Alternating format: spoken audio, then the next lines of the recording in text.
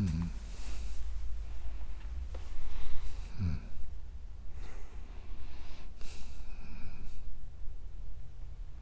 Well.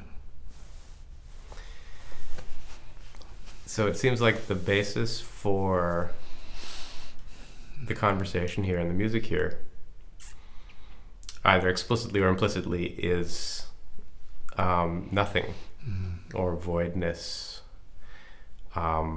potential. You've used a lot of different words. You've talked about it in a lot of different ways. And it came up more explicitly in the conversation we were just having about who does anything, who plays anything. You've said play from nowhere as no one, or I'm paraphrasing somewhat, but it seems like if practice has sort of a carrot that is dangled in front of the practitioner, it is... Oh, an apple? That, yeah. A strawberry. I like blueberries. Yeah, and that's what everybody practices towards, in a way, is silence if you're ear-centric, light if you're Buddhist. What was that? Silence if you're what? Ear-centric or Hudist. Yeah. Hudistic. Yeah. And I don't know how to... Well, it's not about nothing, firstly. Right? Nothing is not nothing. That's the first thing you have to get straight. Nothing is about nothing. Right? There's nothing here that's about nothing.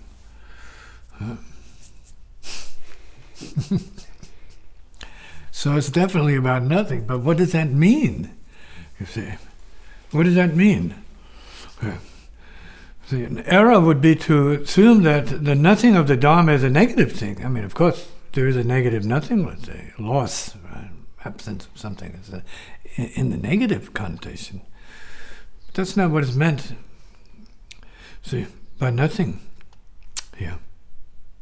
See, I think another translation is nothing in the way of realization. So that the nothing is really positive. See, so the nothing that is a positive could almost be a paradox. Okay. And we need to deal in paradoxes in order to get a better grasp of, let's say, what practice is about. Then we say, it's nothing. But that nothing is a huge something. To enter nothingness is like entering the radiance of the spirit itself. Realization. There's nothing you can describe beyond the point, right? We use language there. So it's not a negative nothing. It's like huge. Right? Mind destroying nothing. Proceed. And it sometimes feels like the mind is not up to the task of coping with the concept. It's not supposed to. Yeah, it's the whole purpose of it. See, the basis of the wisdom of the teachings, the ancient teachings of the masters, based upon a direct, let's call it understanding, for the moment, the mind is not all there is. Right? As we know it as a self-programming machine. Because right now when we're not talking, we're beyond the mind at that level. We're beyond that right now as we're sitting here. While we're sitting here, we can also enter into the depths of subtle perceptions. Say, well, there's nothing there. No one's there. And as we transfer attention from the eyes to the ears, we hear the light itself. We hear it. It's nothing to do with yourself, say, or your problems, or your ideas or concepts, or identificational issues, right? And desires and ambitions. It's nothing to do with that. It never did. We're in the hiss of the light right now. The sound, the shabs. Yeah.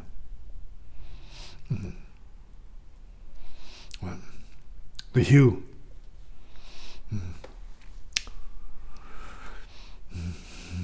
The expression of the heart in the form of the universe. Oh, it's good. It's useful to be there with it, as it is.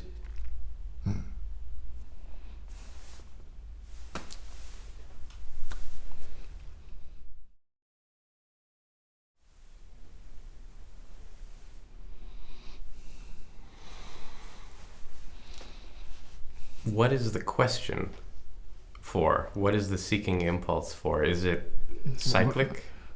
Say this again. The impulse. What is to the question? practice. The question for? Why do we even need to You don't. question nothing? You don't need to. Who said you needed to do that? Who needs to do it? You. See? Not everybody is even interested in nothing. They already have it. Nothing is nothing. At the superficial level, that people get it. Nothing. Well, we're not talking about that nothing. We're talking about a nothing that can't really be conceptualized beyond the plan. So the nothing we're referring to is profound. It has to do with enlightenment. It's the nothingness of enlightenment that makes it impossible for you to describe it beyond the point, because it's not words. So in the land of no words, what is there to ask? How do you answer exactly? And so how does one come to realize? It happens. It just happens. You can realize it while you're here scratching yourself or amusing yourself while you're here. Right? Listening and being amused by this whole event. Right? It can happen. Maybe it already happened. Do you know? Do you know it didn't happen?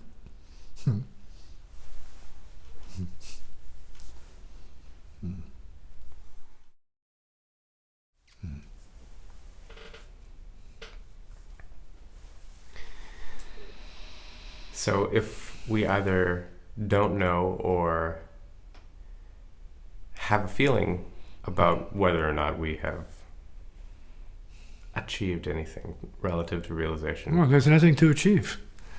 That's the very nature of it. It's a paradox. There's nothing there. When you stop achieving, you may have achieved it. But there's nothing to achieve.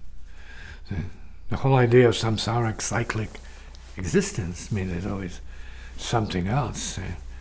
Everything is being replaced by something else. So you're always filling let's say the void, that's a good term right now, filling the void with stuff. Right? You have to be preoccupied with thought, feeling, emotion, memory, and all the rest of the garbage that we all desperately need in order to maintain conventional existence. But you don't need that beyond that. At a deeper level, there's none of that going on. In fact, it's not going on in a certain way, but it's being taken care of. It doesn't disappear. It's just not an issue anymore. No. So what we're saying then, in certain words, is that human beings are not human beings yet. They're in the process of becoming human beings. So they are potential human beings, but not human beings yet. We have all of these issues occurring simultaneously on the planet, indicating that we haven't reached a state of human beingness yet.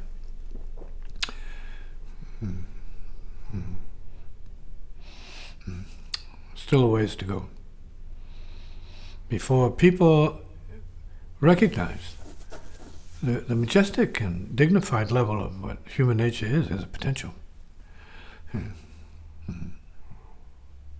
And going deeper, as I insist people do, in terms of their musical aspirations, and going beyond their, say, mundane levels of perception and acceptance of themselves as musicians.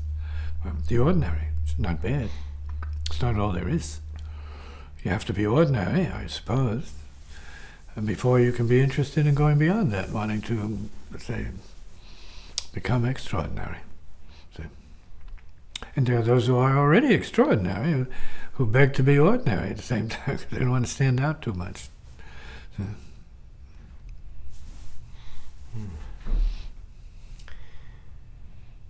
People seem to have a sense of urgency and activity that that the "it's taking care of itself" quality may feel kind of invalid for. Well, it is. Who's enabling the planet to be in orbit right now? Nobody's doing it. It's doing that. See, who and what is sustaining the entire universe without any peeps doing anything about it? See, so you can't do anything about it. Anything you try to do about it is ridiculous unless you're trying to destroy it. But it is what it is. Perfect. And flux at the same time. It's perfect fluctuation or fluxation. There's nothing you can do about it. Nothing you can do about your breathing right now except to let it happen.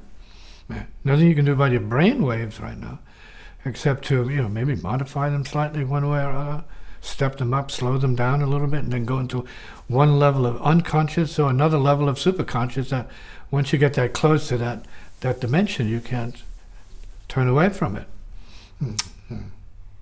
There's a lot that's going on because you have nothing to do with it, in fact. Is there anything that's going on that we have to do with? Yeah, of course. You have to watch what's going on yourself.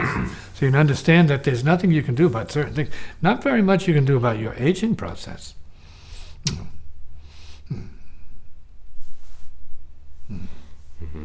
And people getting old and people getting sick and dying, and having car wrecks and all the rest of that. Shooting stars and supernovas. All of these things are happening. Not because of you particularly, but right in the midst of you. So everyone else. So you need to know you're witnessing and being done in by the forces of nature as we speak. So you have a co-emerging death and co-emerging birth simultaneously occurring. Refreshment, regeneration, reconduction, superconduction, all present. Spiritual transformation. In the snap, in the blink, in the beat, in the wave.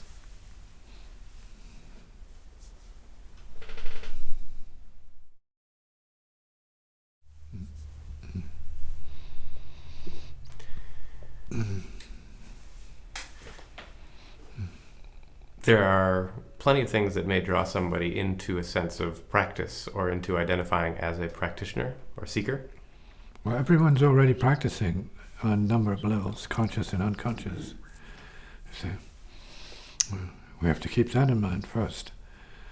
At what level are you practicing? At what level are you going to be practicing once you wake up to the fact that you have been practicing, or you could be practicing, or have been practicing already, but unconsciously? So you have people who meditate in their dreams. They practice in their dreams. Sometimes they're conscious of it, sometimes they're not. So it's not uncommon for a beginner in yoga to come and approach the teacher and say, I've already done this before.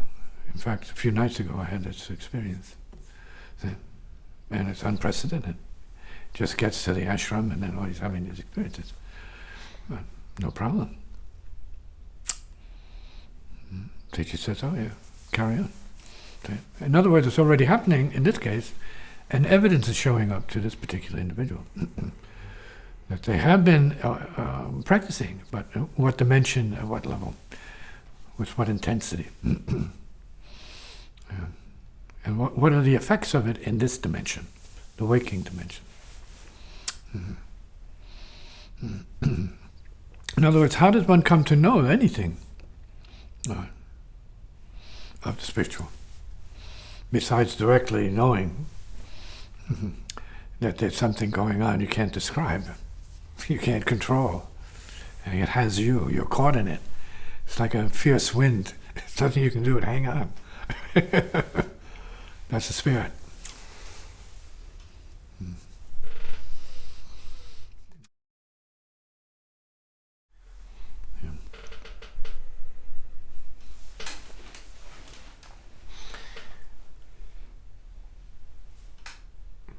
when does a practitioner need to adjust their practice? They don't have to.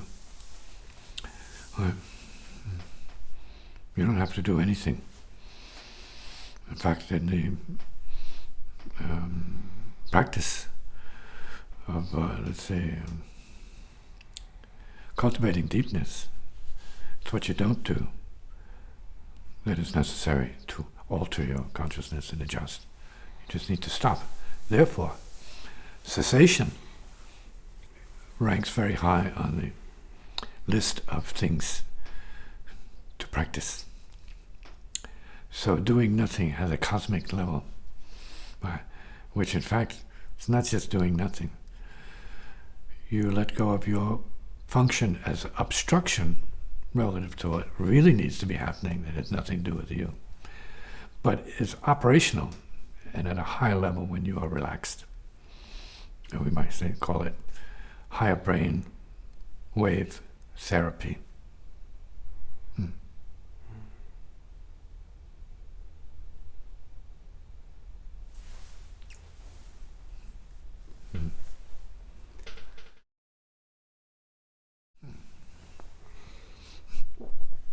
See, when you are in the seeking mode, you're grasping. Well, there's nothing wrong with it. It's a mechanical gesture. So you're never really satisfied. Just as if you're really functioning, or mainly functioning from a certain vital level, where you're just full of desire for food and intake and stomach filling, let's say, activities. You need to be fed beyond fed. I was thinking about it. That's part of the instinctual side of the human being, which is programmed. It's mechanical. And breathing, drinking, desiring, hankering, hungry, thirsty, needy. All of these are, say, disturbance in a certain way, but typical of the human being. And so they stay on this treadmill, that they keep moving, but it's seeking gratification on all kinds of levels, because you're not trained to let go of that. There's nothing more beautiful than being trained to let go of that, instead of being used by it habitually, for better and for worse. And always gauging yourself, well, you did too much of this or too little of that, because you don't know. See? You're not balanced. See? Always checking, always investigating, always analyzing. See? Always questioning, which is good. It's part of the process until it's undone, until you are undone. See?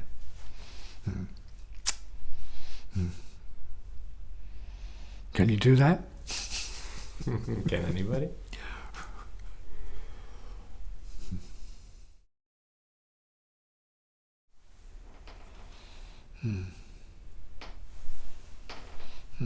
See, the position of the seeker is not necessarily creative. See, you're being used by programs. Programs, we can say, of originating in from and about ignorance. It's what you're willing to ignore, not what you're actually willing to know, or be beyond knowing. So then your seeking is your refusing of the enlightenment impulse. It's your resistance to what it is. It's your struggle against what freedom is. It's a reaction to freedom.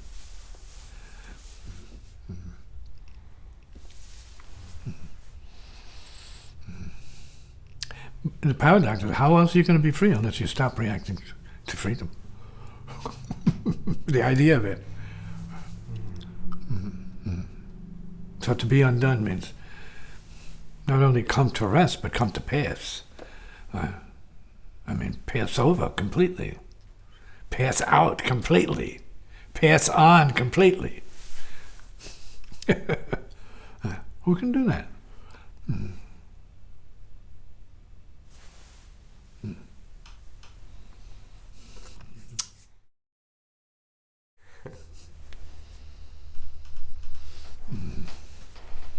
So when we pass, either living or dying, are we back then to nothing? Our original... No, you are most perfectly in nothing right now. What part of you has already passed? What part of you is passing in order to be past? Passing.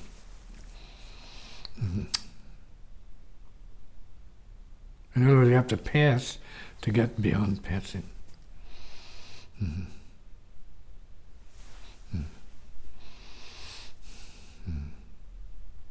other words, you have to die to get beyond dying. And you have to live to get beyond living. And this is not a mercurial sort of preoccupation with mental power, brain power. No, it's probably a radical exercise in common sense at the native wisdom level. Tree to grass, earth to moon, moon to sun, heart to the universe. Super simple. Already here. Always gone, but already here. Always here, already gone.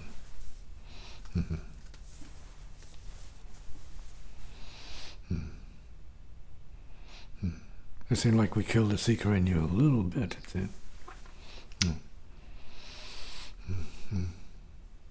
And that's called a recovery of that which has nothing to do with seeking impulse. It's like given to peace. You have to give it all up to peace. That's what spiritual practice is about. All neurosis offered to peace, surrendered to peace. Then peace becomes a prior condition. It's already here, but avoided, denied, defied.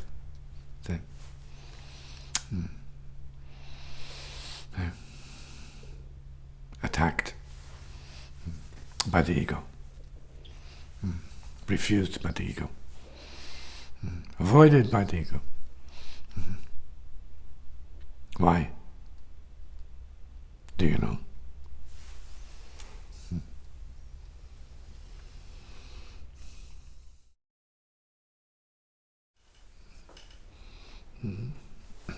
My question is, what should guide a practitioner? And to elaborate a little bit, last week we were talking about playing music and music coming from emotion. But yeah, going back to practice, what should the practitioner or musician use to guide them? Should it be emotion or should it be something? Depends. Yeah. Depends. It could be anything, but it could also be nothing. Nothing might be the best guide at a certain level, at a certain point. It's nothing. Because the only way to a real something is through a real nothing.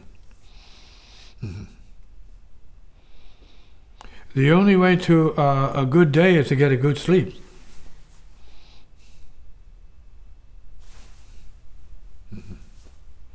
A good nothing, a good something. Now, are they really separate? Are they one? Are they interchangeable? Are they balancing each other out or something? Yeah. Is there a back and forth with that? Yeah. Depends on your perception.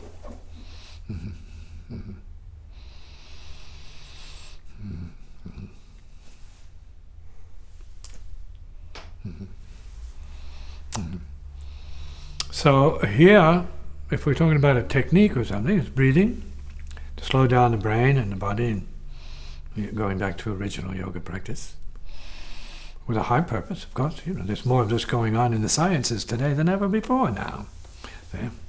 Because they are more concerned about the condition of their brain showing up in speech, showing up in productivity, showing up as, intelligence. So part of it right now, there's a new age of learning how to breathe, learning how to tone, set a tone, how to create. Create. How not to be at war with yourself is like the first order. Right. Forget about self-conflict. See it as what it is, a program. And stop it. Say, okay.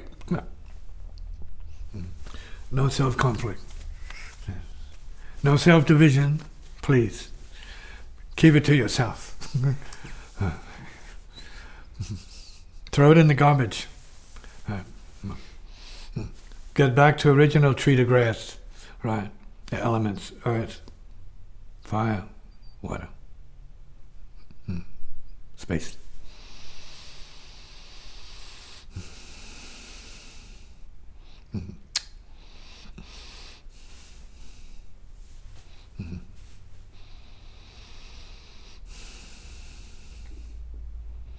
Peace can be a guide.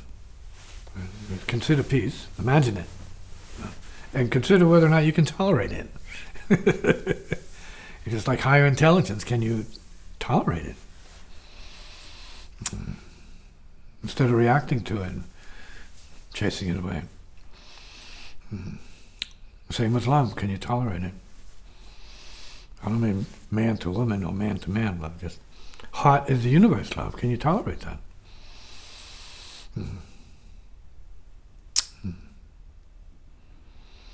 Can you practice tolerating that you're just a heart being? Not an out of control heart, but consciously unfolding, opening heart.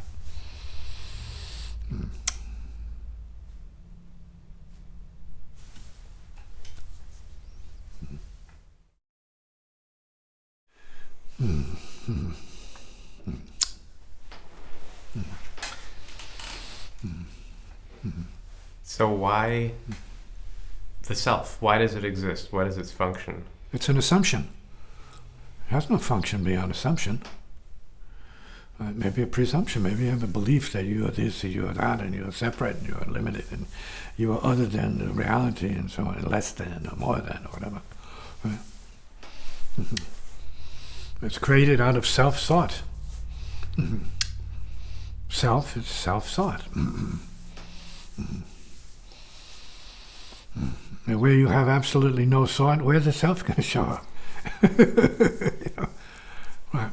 Where's the self if you don't think self? So it's a concept. It also serves a function of, let's say, relational communication from the view of individual reference.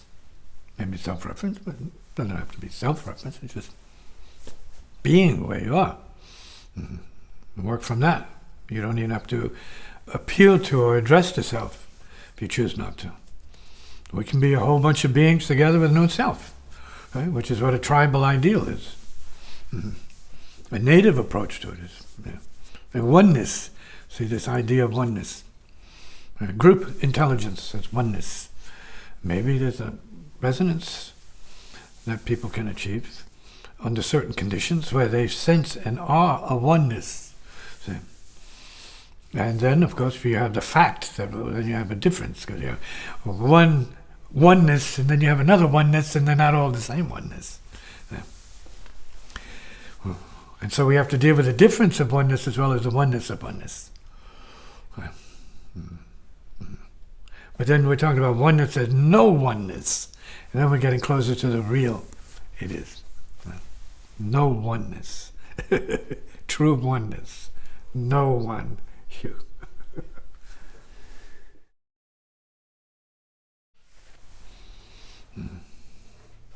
So it is possible that being time